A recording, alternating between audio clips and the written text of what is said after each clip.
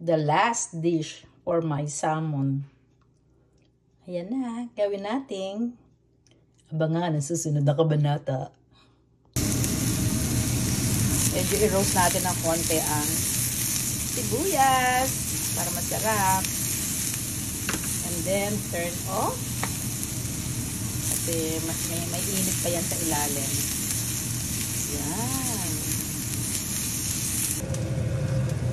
So, ito yung magiging sauce ng ating gagawing salmon filet burger.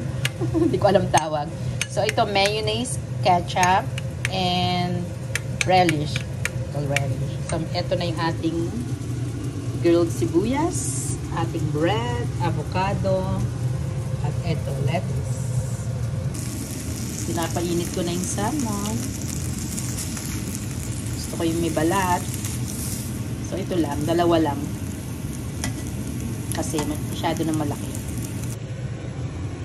And then we will add the avocado at the top.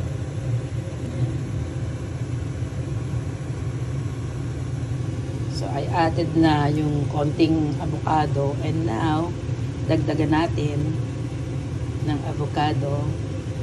Siguro half lang na avocado. So ang avocado sa Safeway kanina $3 for $5. Sale siya. So, after that, lagyan natin ng grilled or pan-seared sibuyas. Gusto ko maraming sibuyas.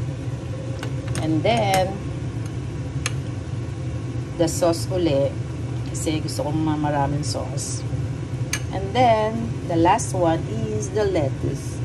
Yan, para hindi siya basa sa bread. Pero nilagyan ko na ng sauce para kumapit naman ng konti sa bread. Ano nga ba, Rona? So, ayan na siya. Aking salmon filet sandwich.